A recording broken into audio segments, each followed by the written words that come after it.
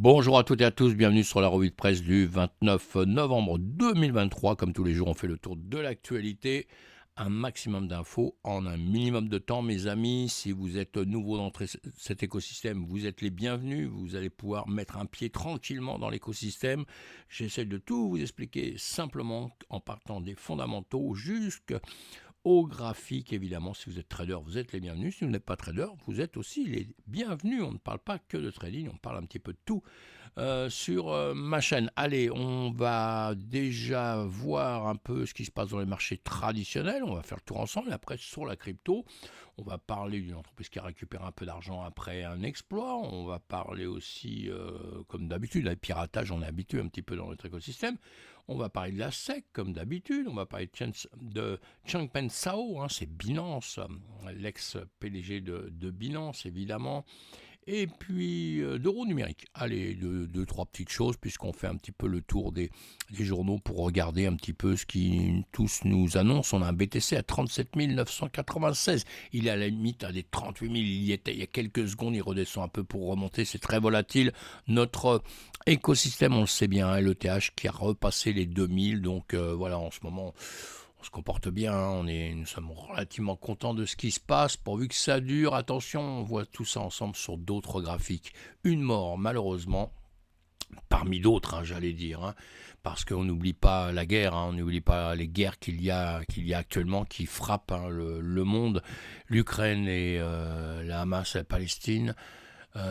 Et l'Israël, donc on n'oublie pas tout ça, on a une tendre pensée pour tous ceux qui souffrent, et là aussi on aura une pensée pour monsieur Charlie Munger, qui était un grand monsieur, qui a travaillé avec Warren Buffett, grand monsieur, qui a fait beaucoup de choses, qui a fait beaucoup parler de lui, qui a avancé énormément, qui a fait les preuves, qu'ils ont réussi dans la finance. Un bon exemple à suivre en tout cas, même si le monde change, que les choses, on ne peut pas les voir exactement pareil que les voyait, mais bravo. Donc si vous ne connaissez pas, allez vous informer, vous verrez.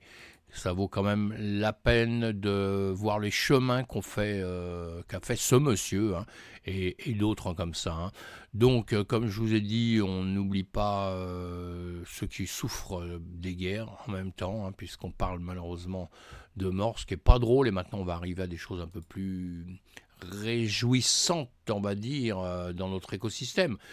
En commençant par parler des pirates, comme je vous ai dit, on va en parler tout à l'heure. On va parler de la SEC aussi. Vous voyez, là, vous êtes sur The Block où vous avez beaucoup d'infos. Il parle de CZ, donc nous, on va faire un petit compte-rendu de ça un peu plus tard. Bitcoin.fr, vous pouvez retrouver dessus tous les événements de la crypto. J'insiste avec ça en disant à tout le monde, allez voir un petit peu, rencontrer l'écosystème. J'insiste là-dessus vraiment, parce que c'est comme ça que vous ferez des idées, et vous aurez des éléments pour comprendre Bitcoin, et puis plein d'articles aussi, et Coin Academy ou l'actualité de la crypto. Alors Coinbase révèle une enquête de la CFTC possible en lien avec Bybit. Voilà, bon, airdrop crypto aussi, des airdrops, il y en a toujours un petit peu, on les suit. Vous voyez, il y en a plusieurs, vous avez ça ici. Vitalik Buterin estime que l'IA pourrait détruire l'humanité. Pourquoi pas?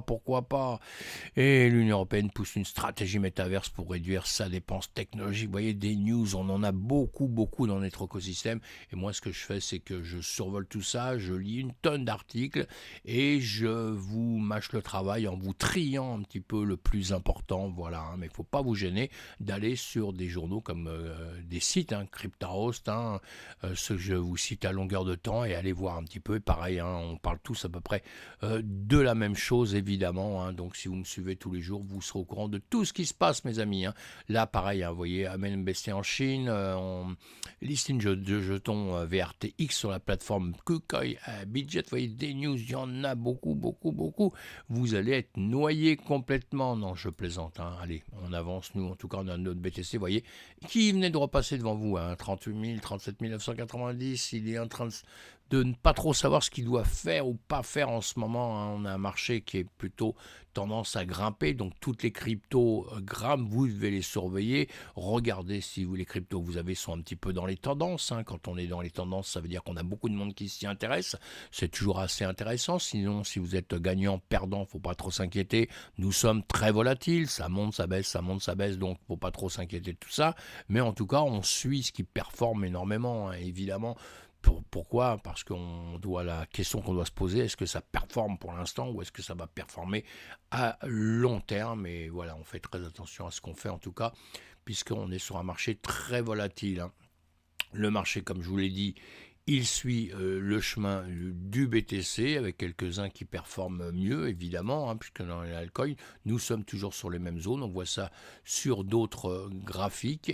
Calendrier économique, beaucoup de news évidemment, qu'on a énormément de news, hein. On a un calendrier économique évidemment qui est plein, qui est archi plein, suivant ce que vous faites, suivant sur quoi vous êtes exactement, mais nous on va regarder tout le temps dans la plus haute importante tout ce qui se passe aux USA. On va suivre un peu certaines news comme là, hein, et puis tout ça, etc., etc. On suit tout ça de près, on écoute un peu quand il y a des petits discours, on aime bien les discours, ça nous aide en trading, hein, parce que ça donne un peu les tendances, ça donne un peu l'ambiance, et les marchés rebougent derrière ça, donc on voit tout ça ensemble évidemment, et on va voir un petit peu, voilà, je vais vous faire un petit compte rendu de ce qui se passe sur les marchés entre le dollar, marché européen, marché asiatique, hein. Je vous fais un petit compte rendu de ça et je vous mets tous les liens dans la vidéo, comme ça vous pouvez approfondir ce que vous avez envie vraiment, hein.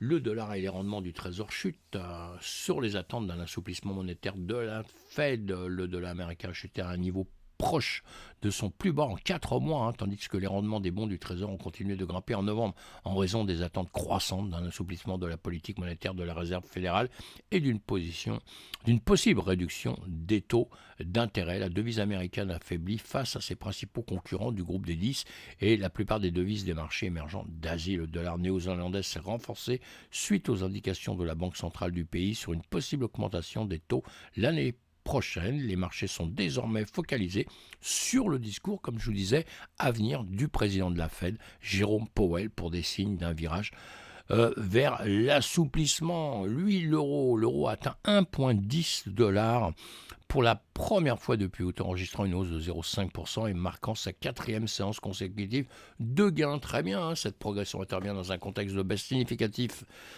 de l'indice Bloomberg Dollar Spot qui connaît sa plus forte chute mensuelle en un an. Incroyable. Les marchés anticipent la fin du cycle de hausse des taux de la Réserve fédérale américaine, bien que l'euro ait rebondi depuis son proche de la parité avec le dollar en octobre. Des analystes de grandes banques restent prudents, attention, suggérant que l'euro pourrait ne pas maintenir ses gains très longtemps. Donc on va suivre tout ça.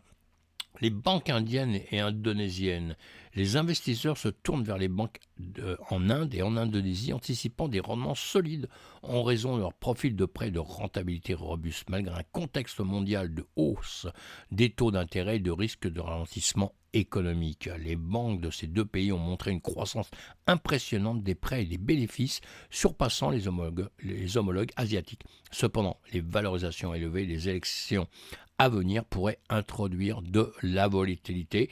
Donc à suivre.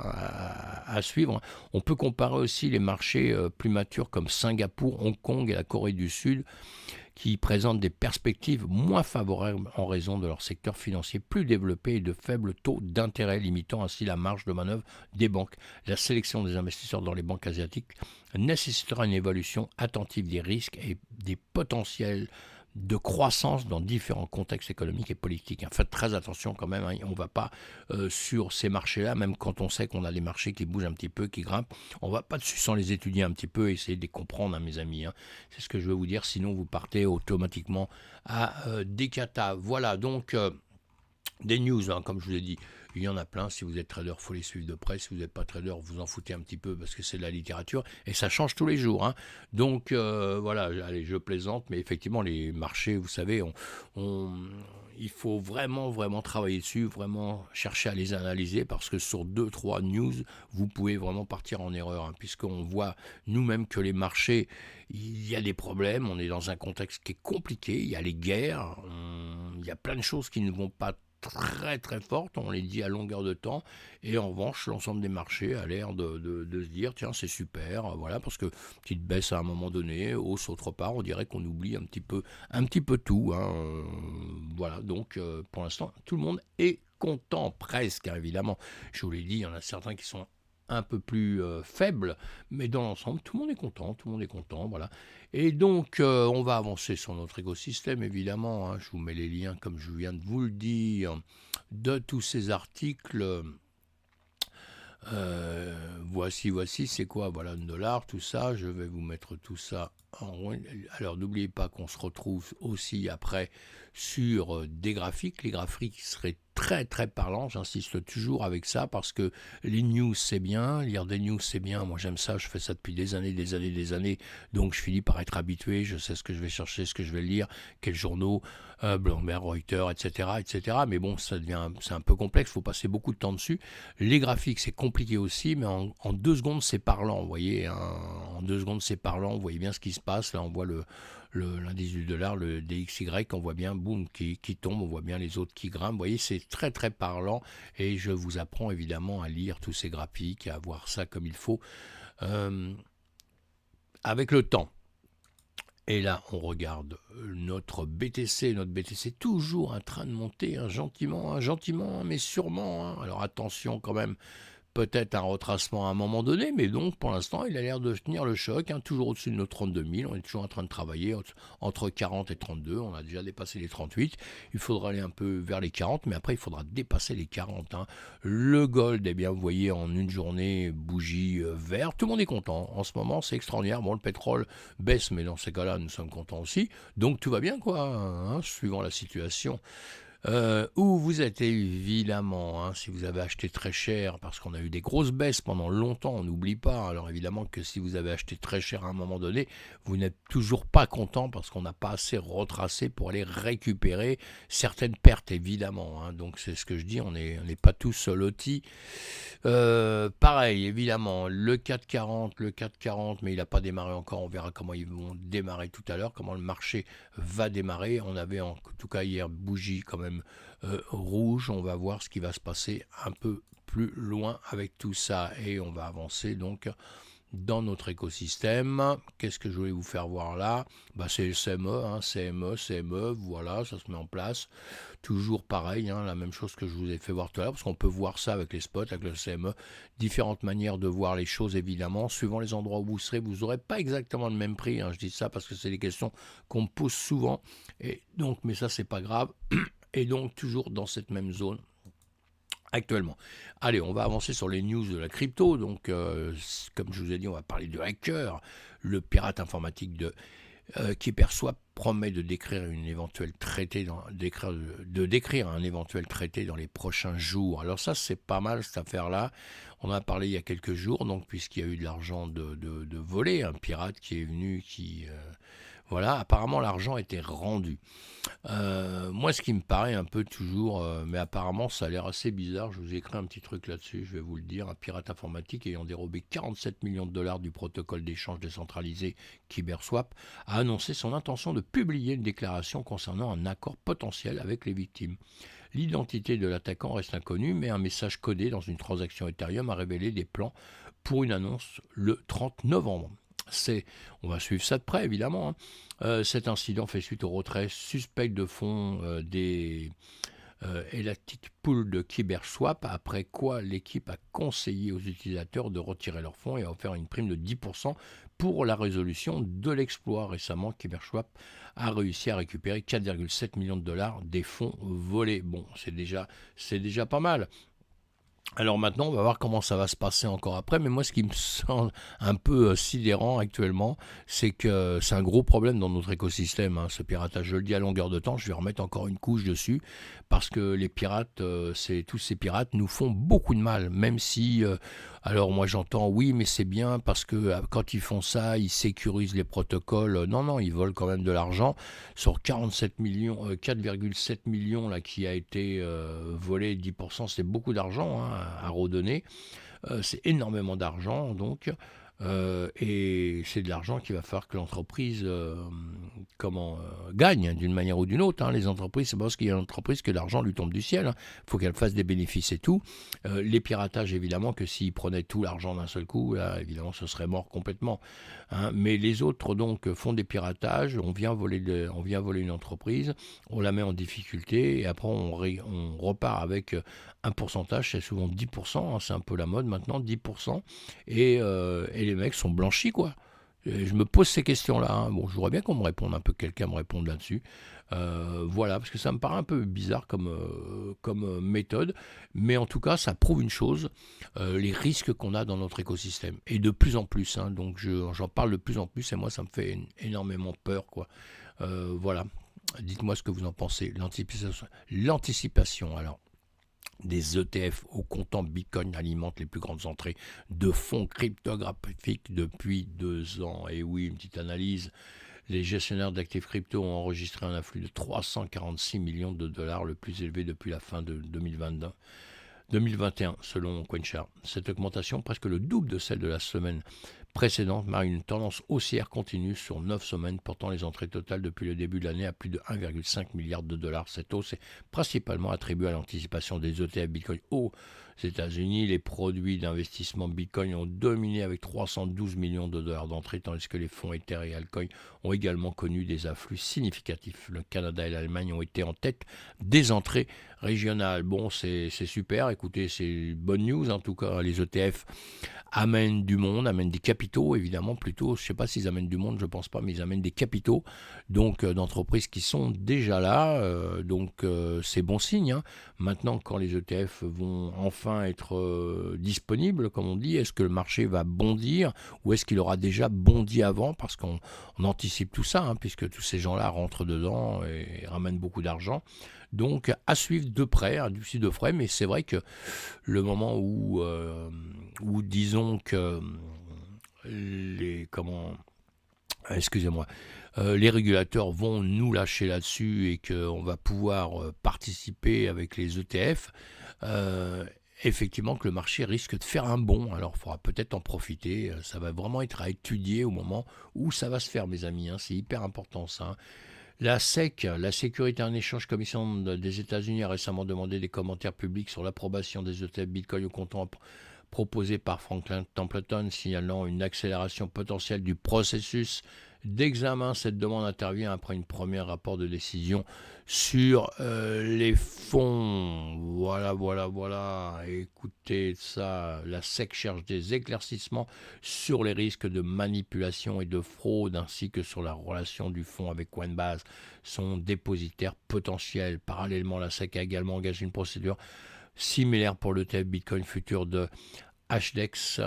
Voilà, les analystes spéculent que cette démarche pourrait viser à synchroniser l'approbation de tous les ETF Bitcoin au comptant. C'est tout à fait possible, hein, tout à fait possible ça. Allez, on avance, on en parle tous les jours des ETF, ça va finir par nous fatiguer un petit peu quand même peut-être ça. Hein. Ou d'être déçu à un moment donné, peut-être, je ne sais pas.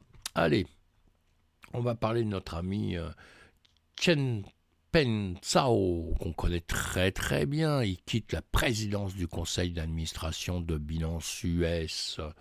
Eh oui, c'est CZ, mon ami. CZ a démissionné de son poste de président du conseil d'administration de Binance US. Cette décision fait suite à son plaidoyer de culpabilité pour violation de la loi américaine sur le secret bancaire et à son départ de son rôle de PDG de Binance. CZ a également été condamné à payer une amende personnelle de 50 millions de dollars. Binance.us continuera ses opérations sous la direction de Norman Reed, avec CZ conservant un intérêt purement économique dans l'entreprise. Évidemment, il sera là peut-être un peu en sous-marin, je ne sais pas, mais bon, c'était son entreprise à la base, hein.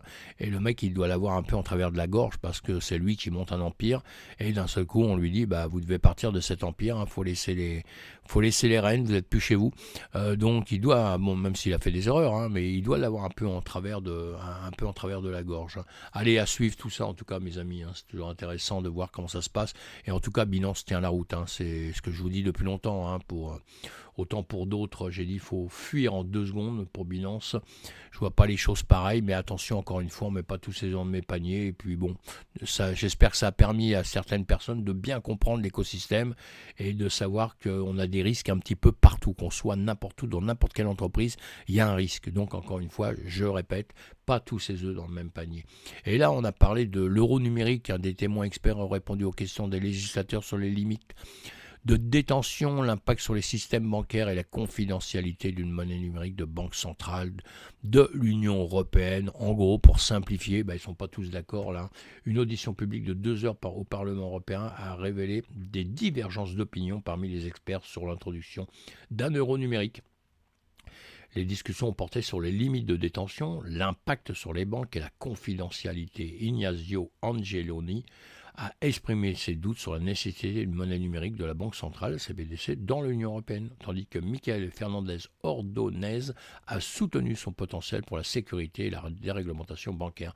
Vicky Van Eyck a plaidé pour une limite de détention temporaire et Marieke van Berkel a souligné les risques pour les grandes banques. La confidentialité et la comparaison avec les crypto-monnaies ont également été abordé, évidemment. Allez, on va en parler à longueur de temps de tout ça, évidemment.